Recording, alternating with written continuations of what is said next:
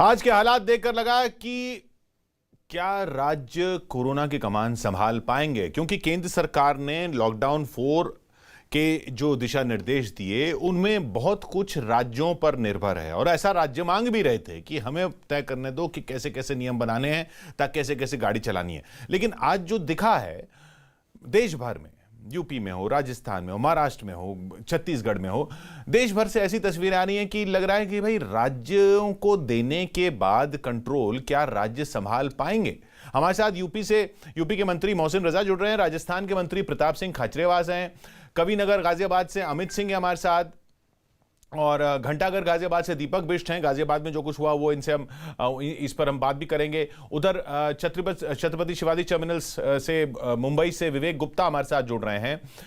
लेकिन मैं आपके पास आऊंगा सबसे पहले दीपक, कि आप गए गाजियाबाद, देखा हमने, सुबह की वो तस्वीरें भी देखी। ये कंट्रोल तो राज्य मांग रहे थे, क्या दिखा आपको वहां पर? क्या तैयारी नहीं थी दीपक?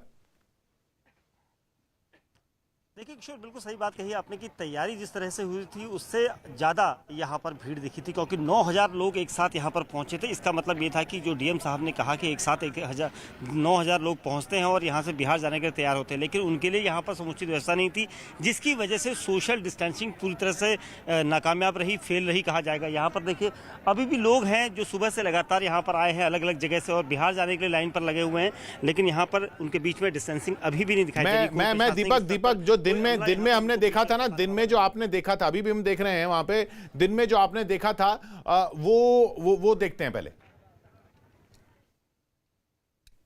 आप देख सकते हैं यहाँ पर समझाया जा रहा है प्रशासन की तरफ से कि उन लोगों के कागज बनेंगे, उसके बाद उन्हें भेजा जाएगा, क्योंकि सबसे अहम है सोशल डिस्टेंसिंग का पालन करवाना। साथ ही लोगों के जो कागजात है उनको इकट्ठा करके उनके बाद जो वेरिफिकेशन होगा उसके बाद लोगों को भेजा जाएगा। आज 3 ट्रेनें भेजी जा चुकी हैं बिहार की तरफ, जिसमें 3600 प्रवासी मजदूरों को भेजा जा चुका है। बाकी जो बसें हैं उसमें भेजा गया और कई तरह से लोगों को यहाँ पर भेजने की कवायद प्रशासन के द्वारा की गई है, लेकिन जो संख्या है प्रवासी मजदूरों की वो ज़्यादा है और पुलिस प्रशासन कोशिश कर रहा है कि यहाँ पर लोगों को उसी तरीके से भेजा जा सके, क्योंकि वाहन जो बसें हैं वो हैं, लेकिन बसों में जो लोग जाएंगे उनका वेरिफिकेशन होगा, उसके बाद ही उन लोगों को जाएंगे, और यानी जो बचे हुए लोग रहेंगे, जो प्रवासी मजदूर बचेंगे, उनको कल भेजा जाएगा। जी हाँ, उधर मोहसिन रजा साहब हमारे साथ हैं लखनऊ से। मोहसिन साहब, सिर्फ यूपी की बात नहीं है, लेकिन क्योंकि यूपी की तस्वीरें हमने देखी और इसलिए हम आपसे बात कर रहे हैं। ये राज्यों ने मांगा था कि कंट्रोल हमारे हाथ में होना चाहिए आगे की स्टेजेस में, लेकिन ऐसा लग रहा है कि राज्यों ने तैयारी नहीं की या राज्यों को कंट्रोल दे दिया तो संभल नहीं पाएगा। नहीं किशोर, ऐसा बिल्कुल नहीं है, लेकिन आप समझ सकते हैं कि वो प्रवासी और श्रमिक जो हमारे भाई हैं, जो आ रहे हैं, जा रहे हैं, उनके लिए केंद्र सरकार ने, माननीय प्रधानमंत्री ने स्पेशल ट्रेनें चलाई हैं। उत्तर प्रदेश में लगभग 600 ट्रेनें आई हैं अलग अलग राज्यों से। श्रमिक भाइयों को लेकर उनको क्वारंटाइन किया गया, उनको खाना पानी दिया गया, उनको पहुंचाया गया। आदरणीय योगी जी ने साफ तौर पर कहा हुआ है कि जहां पर भी इस तरह के हमारे श्रमिक भाई प्रवासी मजदूर आ गए हैं, इनके खाने की व्यवस्था की जाए, इनको सुचारू रूप से, क्योंकि इस वक्त ये मानकर चलिए ये स्पेशल कंसिडरेशन है, ये कोई आम तरीके से नहीं भेजा जा रहा है जिसमें दिक्कत आ रही है। ये दिक्कत स्वाभाविक है, लेकिन इस पर जो अलग अलग लोगों की राय बन रही है वो ठीक नहीं है। हमें इनको सुरक्षित इनके स्थान पर पहुंचाना है ताकि कम्युनिटी स्प्रेड ना हो, कोरोना से बचकर ये घर पहुंचे, आम लोगों में कोरोना ना पहुंचे। तो इसलिए इसकी भी लड़ाई जारी रहेगी, ये लड़ाई खत्म नहीं हो गई है। इनकी जान भी देखनी है और जहान भी बचाना है, दोनों चीजें इनके लिए करना है सरकारों को। तो इसलिए हमारी सरकार, आजकल योगी जी की सरकार, आज जो हुआ है ना, उस पे प्रियंका गांधी ने, गाजियाबाद की जो घटना है उसके बाद प्रियंका गांधी ने ट्वीट कर योगी सरकार पर निशाना साधा, आपने भी देखा, और 1000 बसों के सहयोग के लिए इजाजत न देने का आरोप लगाया कि वो 1000 बसों का सहयोग देना था। उन्होंने लिखा, प्रवासी मजदूरों की भारी संख्या घर जाने के लिए गाजियाबाद के रामलीला मैदान में जुटी है। यूपी सरकार से कोई व्यवस्था ढंग से नहीं हो पाती। यदि 1 महीने पहले इसी व्यवस्था को सुचारू रूप से किया जाता तो मजदूरों को इतनी परेशानी नहीं होती, नहीं झेलनी पड़ती। कल हमने 1000 बसों का सहयोग देने की बात कही थी, बसों को यूपी बॉर्डर पर लाकर खड़ा किया तो यूपी सरकार को राजनीति सूझती रही और हमें परमिशन तक नहीं दी। विपदा के मारे लोगों को कोई सहूलियत देने के लिए सरकार न तो तैयार है और कोई मदद दे तो उससे इनकार है। ये आरोप लगाया जा रहा है। प्रताप सिंह खाचरियावास साहब के पास भी जाऊंगा मैं आपके पास, लेकिन मोहसिन साहब वो कह रहे हैं कि हम तो भाई बसें भी दे रहे थे, आपने वो भी नहीं किया। आप एक काम करिए, आपके चैनल के माध्यम से पूरा देश देख रहा है आपको, और वो खुद देख रही होगी। हम ही आपसे कह रहे हैं, माननीय मुख्यमंत्री ने कहा है आदरणीय योगी जी ने कि लिस्ट भिजवा दे बसों की लिस्ट आप भी मांग लीजिए, आप हमें पहुंचा दीजिएगा, उनसे बसों की लिस्ट मांग लीजिए जो नंबर की बसें प्रताप सिंह जी आपके पास बसें हैं, ये राजस्थान से भी बहुत लोग आ रहे हैं यूपी। जी किशोर, मेरी बात हो जाए पूरी, मेरी बात पूरी हो जाए।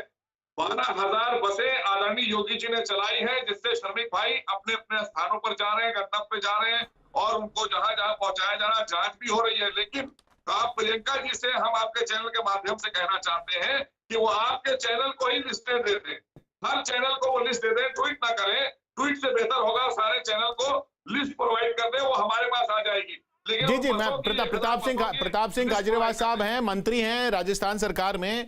खाचरियावास साहब, ये राजस्थान से भी तो लोग जा रहे हैं, यूपी जा रहे हैं, यूपी से भी लोग राजस्थान जा रहे हैं। अगर ये बसों का ही ऐसा दिक्कत है या ये झमेला है जैसा प्रियंका जी ने कहा, तो बसें आप दे दीजिए। कोई मना कर रहा है कि आपको? कौन मना कर रहा है, कौन रोक रहा है?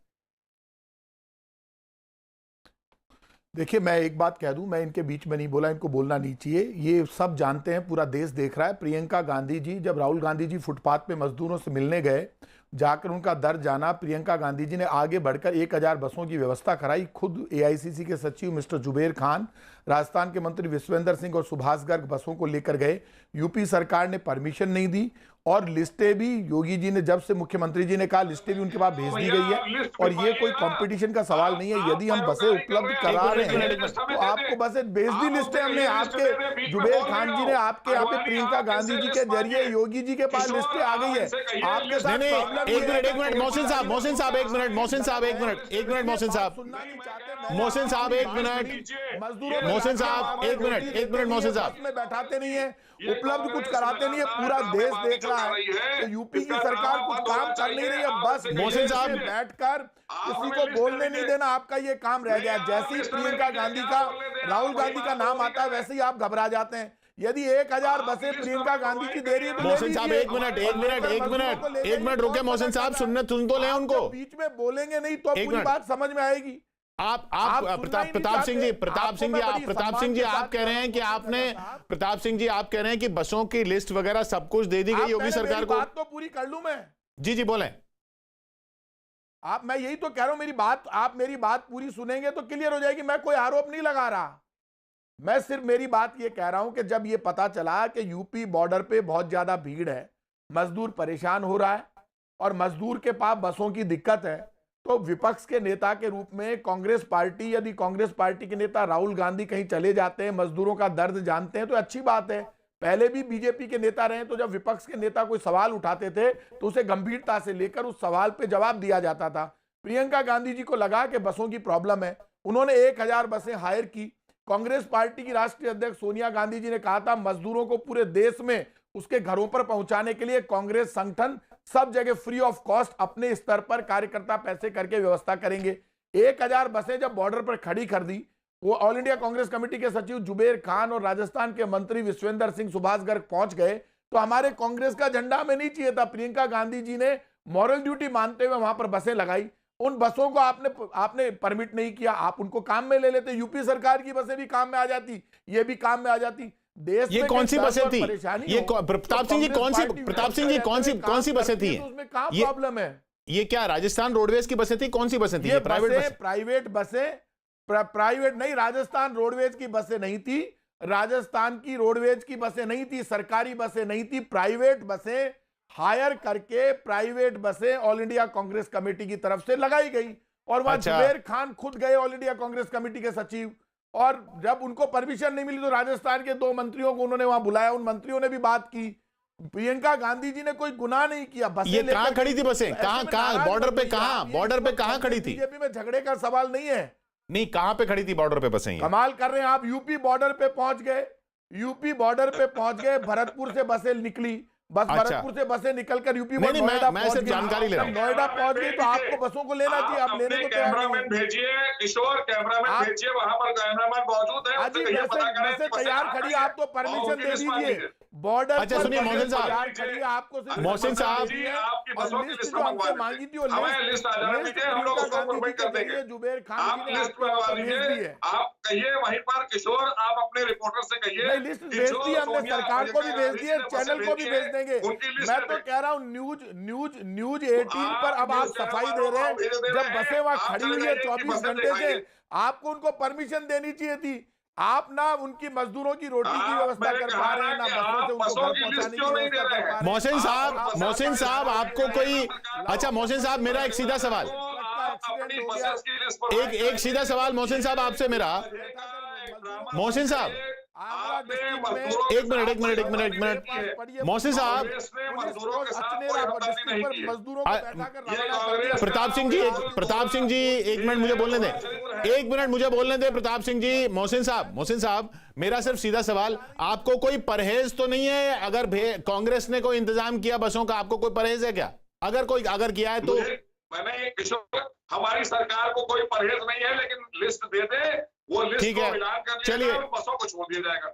चलिए ठीक है, ये लिस्ट दे देंगे आप, इन्होंने कह दिया लिस्ट दे दी, या आप उनके बसों का इंतजाम कर लेंगे। मेरा सवाल इससे थोड़ा और बड़ा है, इससे थोड़ा और अलग है। मैं कविनगर चलता हूं, उधर अमित सिंह के पास, गाजियाबाद में, वो भी खड़े हैं। अमित, आपने जो देखा आज और अभी जो स्थिति है उसमें, ये मजदूर जो हैं एकदम से बाहर जो निकल कर आए, ये क्यों निकल कर आए? इनको क्या लगा, इनको क्या पता चला? जी बिल्कुल किशोर, मैं सबसे पहले तो आपको यहाँ की तस्वीरें दिखा दूं। जो तस्वीर अब से थोड़ी देर पहले हम अपने टीवी स्क्रीन पे दिखा रहे थे, वही तस्वीर अभी भी हूबहू बनी हुई है। और लगातार बसों से आप देखिए, अभी 2 बस अभी और आई हैं और 2 बसों से मजदूर अभी आ ही रहे हैं यहाँ पर लगातार। दरअसल जब मेरी इन मजदूरों से बातचीत हुई है तो मजदूरों का साफ साफ ये कहना था, तो इसमें से कई ऐसे मजदूर थे जो पैदल अपने गाँव बिहार और यूपी जा रहे थे। अब इनको जो पुलिस प्रशासन है वो वहाँ से पकड़ के बस में, यूपी रोडवेज की बस में लेकर उसके बाद यहाँ पहुंच रही है और ट्रेन का रजिस्ट्रेशन हो रहा है। मैं एक तस्वीर आपको यहाँ पर दिखाने की कोशिश करता हूँ। यहाँ पर तस्वीरों में देखिए, ट्रेन का रजिस्ट्रेशन हो रहा है। और अभी जो हाल फिलहाल जो रजिस्ट्रेशन हो रहा है एक ट्रेन का, जो कि लखनऊ से फैजाबाद होते हुए जाएगी, तो उस एरिया में जाने वाले जितने भी लोग हैं वो अपना रजिस्ट्रेशन करा रहे हैं। रजिस्ट्रेशन कराने के बाद उसके बाद इनका स्क्रीनिंग किया जाएगा, मेडिकल चेकअप होगा। लेकिन उस मेडिकल चेकअप से पहले, ये तो अभी तो ये मैदान खाली सा दिख रहा है। दिन में ये कैसा दिख रहा था, वो भीड़ की तस्वीरें भी देख लेते हैं। दिन में ये कैसा दिख रहा था ये मैदान, जिन लोगों ने दिन में नहीं देखा टीवी, वो तस्वीरें भी दिखा देते हैं। दिन में किस तरीके से यहां पर जो लोग आए, ये इस तरह से जबरदस्त भीड़ लगी हुई थी और ये रजिस्ट्रेशन करवा रहे थे ट्रेनों के लिए, और इनको जाना था अपने अलग अलग जगहों पर। तो अच्छा, उधर महाराष्ट्र में क्या हो रहा है? उधर से मुंबई से बात करते हैं विवेक गुप्ता से। विवेक, ये राज्य ऐसा लग रहा है, मैं जैसे हम अलग अलग राज्यों को देख रहे हैं, ऐसा लग रहा है कि राज्य तैयारी करना चाहते हैं लेकिन वो नाकाफी साबित हो रही है, क्योंकि वो अंदाजा नहीं लगा पा रहे किस बड़ी तादाद में लोग बाहर निकल आ रहे हैं। जैसे ही आज 18 तारीख हुई है, वहां से क्या रिपोर्ट है मुंबई से, विवेक? बिल्कुल सही किशोर, आपने देखिए राज्य सरकार को अंदाजा नहीं कि माइग्रेंट्स कितने हैं। मैं आपको ताजा तस्वीरें दिखाना चाहूंगा। ये देखिए कितनी लंबी लाइनें हैं। ये लाइनें मुंबई के सीएसटी स्टेशन से बाहर है। ये सेंट्रल रेलवे का सबसे बड़ा स्टेशन माना जाता है और इसी स्टेशन से ही यूपी बिहार की ट्रेनें चलना शुरू हो रही हैं। और बताया जा रहा है कि जो लोग रजिस्ट्रेशन करा चुके हैं वो लोग यहाँ पहुंचे हैं। लेकिन किशोर, सबसे बड़ा जो चैलेंज ये है कि उनके साथ जो लोग रजिस्ट्रेशन नहीं है वो भी इस उम्मीद में यहाँ पहुंच चुके हैं कि शायद उन्हें भी ट्रेन में बैठने की जगह मिल जाएगी। लेकिन देखिए, कोरोना जो एपिक सेंटर है पूरे इंडिया का, महाराष्ट्र एपिक सेंटर है कोरोना का, सोशल डिस्टेंसिंग के नाम पर रत्ती भर कोई फॉलो नहीं कर रहा है। अंदाजे लगाइए इतनी भीड़ में लोग खड़े हुए हैं। दूसरी तरफ, सड़क की दूसरी तरफ देखिए कितनी लंबी लाइन लगी हुई है। यहाँ पे तकरीबन सीएसटी स्टेशन के बाहर तकरीबन बताया जा रहा है कि 4 से 5 हजार जो माइग्रेंट्स लेबर है यहाँ पर मौजूद हैं। सोशल डिस्टेंसिंग के नाम पर कुछ भी नहीं है। हालांकि जो राज्य सरकार है वो बोल रही है कि जो रेलवे में जो भी खर्चा आएगा वो राज्य सरकार पूरा पैसा भरेगी। बसेस से लोगों को यहाँ पे लाया जा रहा है। अगर मैं लाइन बोलूंगा, मैं लाइन आपको आगे दिखाना चाहूंगा, देख सकते हैं। जी, बहुत ऐसा लग रहा है कि ये तो ये प्रताप सिंह खाचरेवास जी, देखिए, अब मैं यूपी राजस्थान की लड़ाई बसों वाली वो छोड़िए, वो ठीक है, वो बड़ी बात है, वो हमने वो भी की, लेकिन ये राज्यों ने मांगा था ना। महाराष्ट्र में देखिए क्या हो रहा है, छत्तीसगढ़ में देखिए क्या हो रहा है, इधर अलग अलग हर राज्य में, मतलब इसमें कांग्रेस बीजेपी की बात नहीं है, हर राज्य में ऐसा लग रहा है जैसे राज्य सरकार नहीं संभाल पाएगी। इसमें आपको क्या लगता है? जी आप एक बात, मैं आपको एक बात क्लियर कर दूं। ये जो आप कह रहे हैं कि राज्यों ने ये मांगा था, कि बसों में हम राज्यों ने, राजस्थान में हमने श्रमिक बसें चलाई, राज्यों में सिर्फ राजस्थान के मुख्यमंत्री अशोक गहलोत जी ने यह कहा था कि ऑरेंज, ग्रीन और रेड जोन है, ये इसमें गतिविधियां करने की जो है वो पावर्स हमको दो। हमने ये नहीं कहा था कि केंद्र सरकार सिर्फ गाइडलाइन जारी करेगी, केंद्र सरकार की भी जिम्मेदारी है। ये कब कहा? केंद्र सरकार के पास में रेल है, सबसे ज्यादा पैसा है, ताकत है, और जब केंद्र सरकार ये मजदूरों को लाने ले जाने के काम में, तो केंद्र सरकार को शुरू के दिन से ही काम करना चाहिए था। एक कंट्रोल रूम दिल्ली में बनता, हम लगातार कह रहे हैं, 100 अधिकारियों के नंबर जारी होते। आप कह रहे हैं कि राज्यों ने नहीं मांगा था, राज्यों ने ये कंट्रोल नहीं मांगा था, सिर्फ परेशान। मेरी बात तो सुन लीजिए। हाँ, बसें हमने ये कंट्रोल मांगा है क्या कि सारे देश के मजदूरों को राजस्थान छोड़ देगा? हर किसी भी राज्य ने ये नहीं कहा होगा। आप मेरी बात समझिए। राजस्थान के मजदूर को तो आज हमने यहाँ पे कैंप लगाए, सबसे कम, सबसे ज्यादा व्यवस्था अच्छी राजस्थान में है, लेकिन राजस्थान पूरे देश की बसों की व्यवस्था नहीं कर सकता। राजस्थान ने ये तोड़ना कहा ट्रेन हम चला देंगे, बसें हम चला देंगे, ये काम केंद्र का। देखिए साहब, मेरी बात सुनिए आप, हम कहीं ना कहीं विषय से भटक रहे हैं। आप मेरी बात सुनिए, मैं आपकी बात समझ रहा हूं। क्या कोई राज्यों ने यह कहा है कि मजदूरों को सबको हम पहुंचा देंगे? पूरा देश नहीं, तो सरकार के अंडर आपकी बात सही है। नहीं, आपकी बात सही है। राज्यों जो राज्यों, क्या केंद्र सरकार नाम की कोई चीज है क्या? क्या केंद्र सरकार की जिम्मेदारी नहीं है? भाई, राज्यों की तरफ से ये जब पिछला फेज था लॉकडाउन का, प्रताप सिंह जी, तब ये आवाज सुनने को आई थी कि आप कैसी बात कर रहे हैं? नहीं, पर राज्यों की तरफ से ये तो आया था कि रेड, ग्रीन, ऑरेंज वगैरह हमको तय करने दीजिए, और हमको कैसे कैसे अपने इलाकों को मैनेज करना है वो हमको तय करने दीजिए। ये मांग तो आई थी, ये तो मान ही रहे ना आप भी। इसका आप सही कह रहे हैं कि इसका प्रवासी मजदूरों से सीधा कनेक्शन नहीं है। आपकी बात सही है। प्रवासी मजदूरों का दर्द अलग चीज है, वो बिल्कुल अलग चीज है, बिल्कुल अलग चीज है। आप सही कह रहे हैं साहब। मैं तो आपसे सहमत हूं, मैं तो आपसे सहमत हूं। मैं तो ये नहीं कह रहा, मैं तो यही कह रहा हूं कि आप जो कह रहे हैं कि प्रवासी मजदूरों वाला मामला अलग है, रेड, ग्रीन, ऑरेंज कौन से होने चाहिए, और बाकी जो काम धंधा कैसे चलना चाहिए, वो मांगे की थी। लेकिन उसके साथ ये प्रवासी मजदूरों वाला मामला है, ये केंद्र को ही देखना चाहिए था, क्योंकि इसमें एक राज्य से दूसरे राज्य ले जाना है और ये सब बहुत सारी चीजों का इंतजाम करना है। मोहसिन साहब, आपका क्या मत है इसमें? क्योंकि ये देखिए, ये मामला जो है, ये मामला बहुत पेचीदा होता चला जा रहा है। अभी प्रताप जी बोल रहे थे, मैं नहीं बोला, लेकिन ठीक है, प्रताप जी की बातों में ज्यादातर आरोप होते हैं, लेकिन कोई सोल्यूशन नहीं होता है। मैं कहना चाहता हूं कि आदरणीय मोदी जी ने जब लॉकडाउन प्रथम लगाने की बात की थी, उस समय किशोर पूरे देश को 1,75,000 करोड़ का पैकेज दिया था कोरोना से लड़ने के लिए। उसके बाद आपने देखा चौथे लॉकडाउन से पहले 20 लाख करोड़ का आर्थिक सहायता पूरे देश को, ताकि देश पटरी पर फिर से आए। हम इस कोरोना की लड़ाई में आगे बढ़ते रहे, जहां भी की नीति पर, और उसी पर उन्होंने कहा था कि हम स्पेशल ट्रेनें चला रहे हैं, इसमें 15% राज्य सरकारें देंगी, 85% केंद्र सरकार देगी। तो राज्य सरकारों ने जिन्होंने दिया, हमारे राज्य में तो 600 से ज्यादा ट्रेनें आई है अलग अलग राज्यों से। हमने तो सारे अपने श्रमिक भाइयों को लिया है और उनकी सारी व्यवस्था की है, क्वारंटाइन भी किया है, और उनके लिए 12,000। नहीं, ये देखिए वो बात पर मोहसिन साहब, ये गाजियाबाद वगैरह ये सब यूपी में ही तो है, ये यूपी में ही तो है जो ये सब कुछ जो बंदे, ऐसा नहीं है कि सिर्फ यूपी को लाने की व्यवस्था भी हम ही कर रहे हैं, हम कर रहे हैं। लेकिन चूंकि ये कहां से छोड़े गए, कहां से इनको गुमराह किया गया। नहीं, तो इसमें राज्य सरकार का रोल, इसमें केंद्र सरकार का रोल और ज्यादा होना चाहिए या नहीं होना चाहिए? उनके स्थान पर पहुंचाने के आप भी राज्य सरकार हैं, आप भी राज्य सरकार हैं। नहीं, आप भी राज्य सरकार हैं। मैं ये कह रहा हूं कि ठीक है, आप बीजेपी की राज्य सरकार है, लेकिन इसमें केंद्र सरकार का रोल और ज्यादा होना चाहिए या नहीं होना चाहिए? ये प्रवासी मजदूर वाले मुद्दे भरपूर तरीके से काम किया पूरे देश के अंदर। पूरे देश में 130 करोड़ लोगों के लिए, सभी राज्य सरकारों के लिए केंद्र सरकार ने, आदरणीय मोदी जी ने इतना बड़ा दिल करके सारी चीजों को किनारे रखते हुए कि हमारे देश के 130 करोड़ लोग और जो राज्यों की सरकारें हैं वो आगे बढ़कर आए, हम उनको पूरी मदद कर रहे हैं। अब इससे ज्यादा और आप क्या चाहते हैं? आप आरोप प्रत्यारोप की राजनीति छोड़िए, इनकी जिंदगी बचाइए, इनकी जिंदगी पटरी पर लाइए, हम सब की जिम्मेदारी है। अच्छा, एक मिनट, हम छत्तीसगढ़ चलते हैं। रायपुर से हमारे साथ सुरेंद्र जुड़ रहे हैं। रायपुर में आज जो दिखा उसकी भी बात करेंगे। सुरेंद्र, आपने क्या देखा वहां पर? ग्राउंड सिचुएशन क्या है? क्योंकि छत्तीसगढ़ से भी यही आया था कि कंट्रोल जो है वो छत्तीसगढ़ में रहे तो बेहतर रहेगा, कि कैसे रेड, ग्रीन जोन वगैरह करने हैं, और हमारे यहाँ पे मजदूर हैं उनको किन किन को काम पे लगाने देना चाहिए, कौन सी इंडस्ट्री खोलनी देनी चाहिए, ये सब चीजें राज्य के हाथ में रहे। वहां पर क्या दिखा आज चौथे फेज के पहले दिन में, सुरेंद्र? देखिए किशोर, मैं आपको बताना चाहूंगा कि जिस तरह से राजधानी रायपुर और छत्तीसगढ़ की बात करें तो यहाँ पर जिस तरह से लगातार कांग्रेस सरकार है यहाँ पर लगातार मांग कर रही थी कि यहाँ पर जो ट्रेनों की संख्या है उसको बढ़ाया जाए। लगातार पीयूष गोयल जो केंद्रीय जो रेल मंत्री, उनको पत्र लिखा गया, करीब 4 बार पत्र लिखा गया है। तो उसके बाद भी अभी 8 ट्रेनें सिर्फ आ पाई हैं अलग अलग राज्यों से। और छत्तीसगढ़ की अगर बात करें तो यहाँ पर 5 अलग अलग राज्यों से घिरा हुआ प्रदेश छत्तीसगढ़ है। यहाँ से बड़ी संख्या में जो प्रवासी मजदूर हैं, माइग्रेट जो मजदूर लेबर है, वो यहाँ से पलायन कर रहे हैं। और जिस तरह से जो व्यवस्थाएं होनी चाहिए थी वो धरातल पर नजर नहीं आती। जिस तरह से लॉकडाउन 4.0 शुरू हुआ है उसके बाद से जो यहाँ पर कई ऐसे संस्थान है उनको खोल दिया गया है।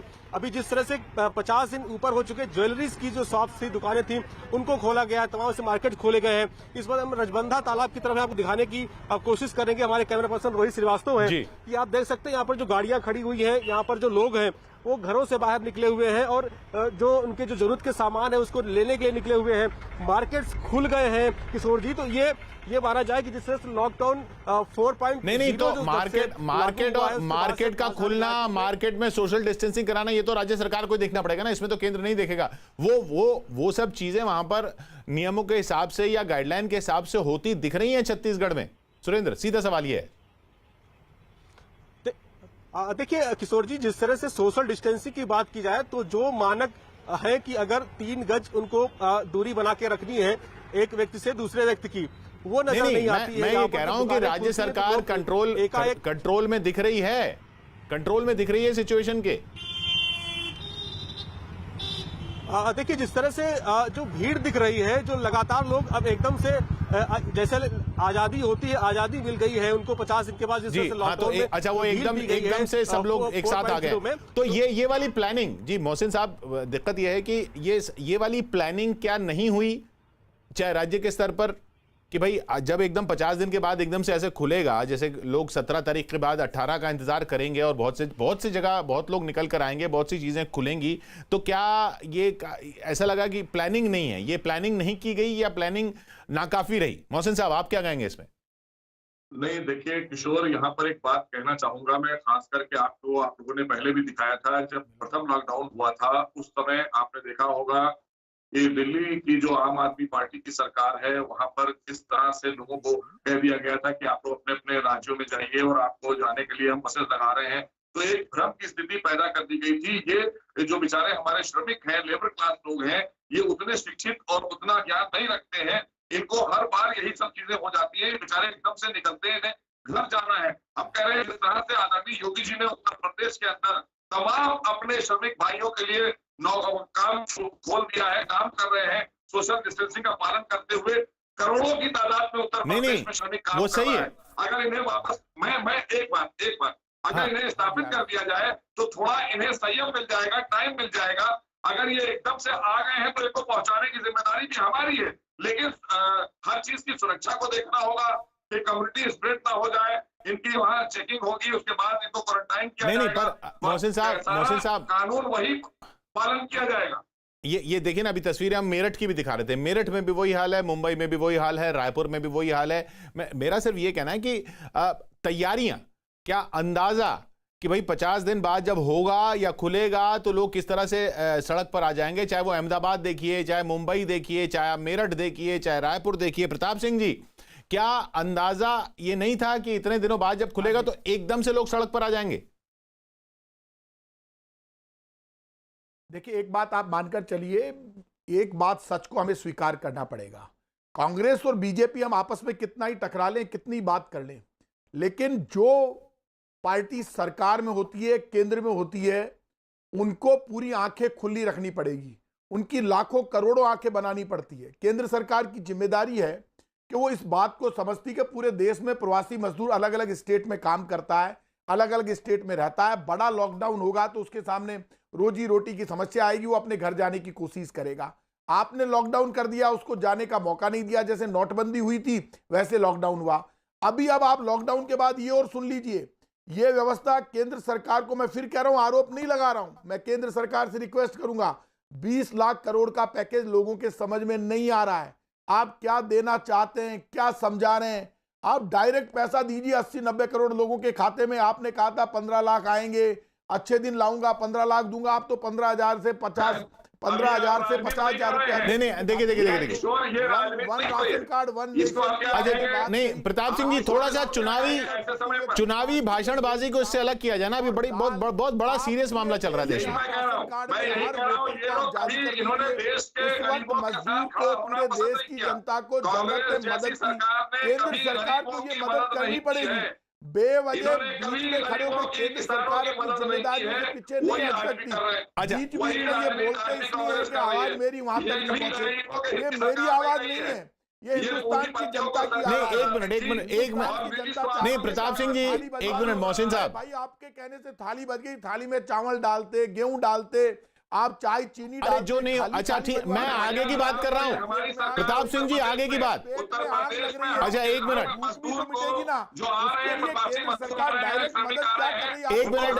मोहसिन साहब प्रताप सिंह जी, विपक्ष में यदि राहुल गांधी मजदूरों से मिलने जाते हैं, एक मिनट नहीं हो गई ना बात। राहुल गांधी मजदूरों से मिल लिए, रुकिए, मैं वो बात हो गई बहुत बार। प्रताप सिंह जी, मैं सिर्फ ये कह रहा हूं कि अब आगे के लिए आप क्या एक राज्य के तौर पर आप क्या चाहते हैं? अब ये जो स्थिति यहां पर दिख रही है कि भाई जैसे ही खुलता है लोग आ जाते हैं, अभी भी लोग घर जाना चाहते हैं, अभी भी लोग ट्रेन की रजिस्ट्रेशनों के लिए भीड़ लगा रहे हैं, अभी भी लोग सड़क पर आ रहे हैं बसों के इंतजार में।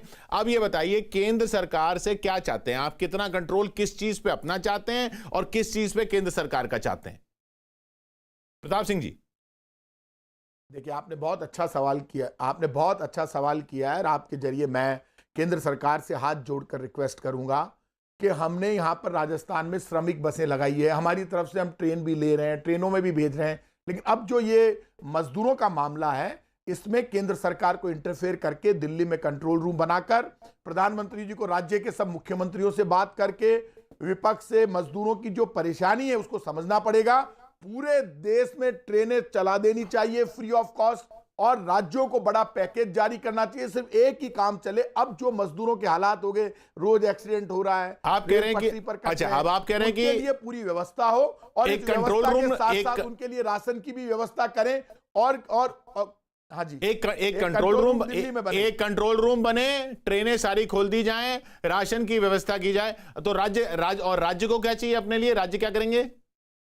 आप राजस्थान सरकार क्या चाहती है कि उनके कंट्रोल में क्या रहे? क्या आपकी आप मेरी बात सुनिए। राजस्थान सरकार अब तक राजस्थान की सरकार ही कर रही है। राज्यों को अलग से कोई भी पैसा, बजट हमें ही नहीं किसी भी राज्य को कोरोना के लिए नहीं दिया गया है, लेकिन राज्य सरकार ने यह कहा था ऑरेंज, ग्रीन और रेड जोन जो है उसमें हमें क्या क्या गतिविधियां शुरू करनी है, कैसे वो आप डिसाइड करेंगे। ठीक है जिससे हम जो छोटे रेडी वाले मजदूर है, फैक्ट्री वो आप डिसाइड करना चाहते हैं।